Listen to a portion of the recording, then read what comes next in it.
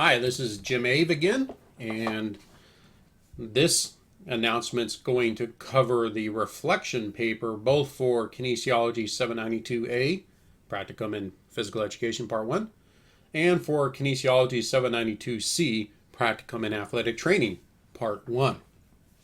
This assignment is in Appendix D of the syllabus, and I'm going to go over what this assignment's about. If you have your syllabi in front of you, please turn to that page. So we have 5 different sections, or excuse me, 6 different sections in this paper that you need to complete. So part 1 is briefly describe each standard, content standard, domain, professional practice standard or code, and that we covered over this semester. Now, I just want a brief overview, no more than a paragraph at all. Okay, it's just a brief overview of what we covered this semester, what you covered this semester. So you don't need to go in detail. Just describe what we covered. Okay, and then the second section of this reflection paper is which standard, domain, or whatever do you think is your strength? What do you do best?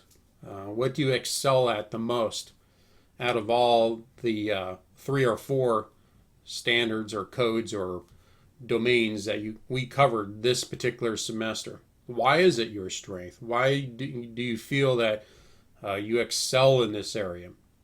Then the other part is how can you continue to improve in this area of strength? Again, it could be more than one standard. It could be multiple standards. But when you think about it, again, I'm trying to get us to think how we can improve the areas that we already do well. Instead of focusing on our weaknesses, I want us to focus on the things that we do well. So that's about a page for that reflection. Then the third section is, as you think back on this semester for this particular class, what was the most significant thing that you learned over this semester? It can be multiple different things. It can include something about your own teaching, coaching, or clinical skills. May include something you never expected to learn about your work, your coworker, or yourself. Could be about the standards themselves. Maybe you never even heard of them before, and now you're realizing, wow, I don't really follow these things all that well at my work, or my coworkers and I have made a drastic change in the way we do things just because of going through this. So whatever happened at your workplace, reflect on that and tell me about that. Then the fourth area for this reflection paper assignment is you're going to do your final reflection on the courage and calling assignment.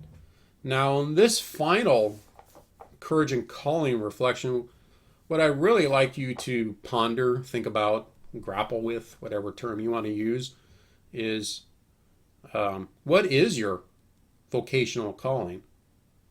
After reading this book and being having to think about what Gordon Smith has wrote about, how has this impacted your call in your vocation as he describes it, or what are some other big ideals that were takeaways for you for your work or even your professional or your personal life? So again, some more description there in the assignment, but that's kind of what I'm looking for. That's between 1 and 2 pages for your courage and calling reflection. Now the fifth area, I want you to look at the program student learning income, program student learning outcomes for our grad program. So I just pulled these up, and these are on the beginning of the syllabus for each one of our classes. So you'll see we have 4 program student learning outcomes in our graduate program. So by the completion of the Masters of Arts programming, the exceptional kinesiology practitioner, and that's what I'm calling each student in this program, by the time you complete this program, we hope that you are an exceptional kinesiology practitioner. And in order to be exceptional kinesiology practitioners, we hope that you can do these four things. You can analyze disciplinary content, knowledge, and theories, and modes of inquiry that form the basis for kinesiology program and instruction. NASB 2008. And I'll talk about the NASB thing in a second. The other thing we hope that you'll be able to do is apply disciplinary content, knowledge, and theories to design and conduct appropriate learning and professional experiences. Thirdly, we hope you will be able to practice continuous professional learning to further their own professional development and be an advocate for the kinesiology discipline and to be a responsive and reflective practitioners. And finally, evaluate theories and abilities of kinesiology and sport leaders and develop their own personal and professional leadership skills appropriate for their chosen career. Now, this NASB 2008 document I have inside our class in Moodle. It is a document written by NASB to tell program directors like myself what type of material should be included in a graduate program. So we used this particular document. We modified it a bit because that particular document is just for PE individuals. Our program is broader than just physical education.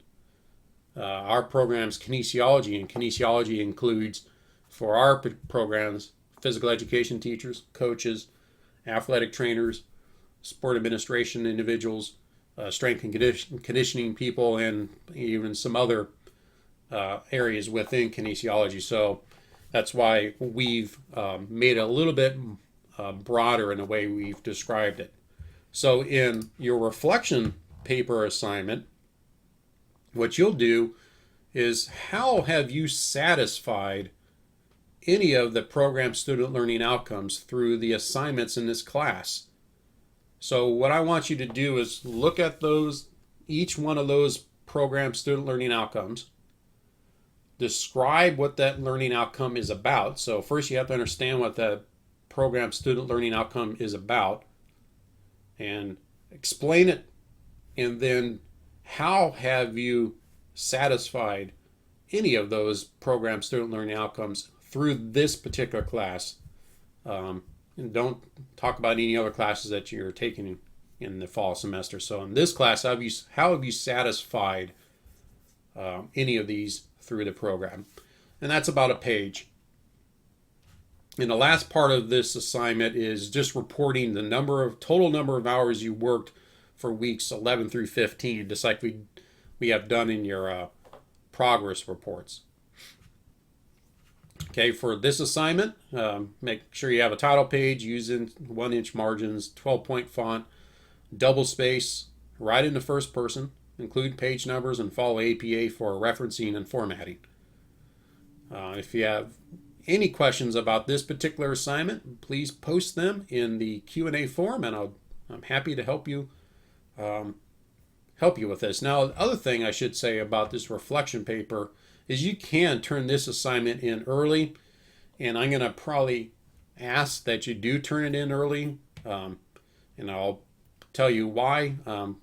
Towards the end of the semester, my wife and I are expecting our first babies. We're having twins, and they will come anytime after Thanksgiving. So if you can get this paper turned in as quick as possible so I can get them graded before our kids show up, I'd appreciate that.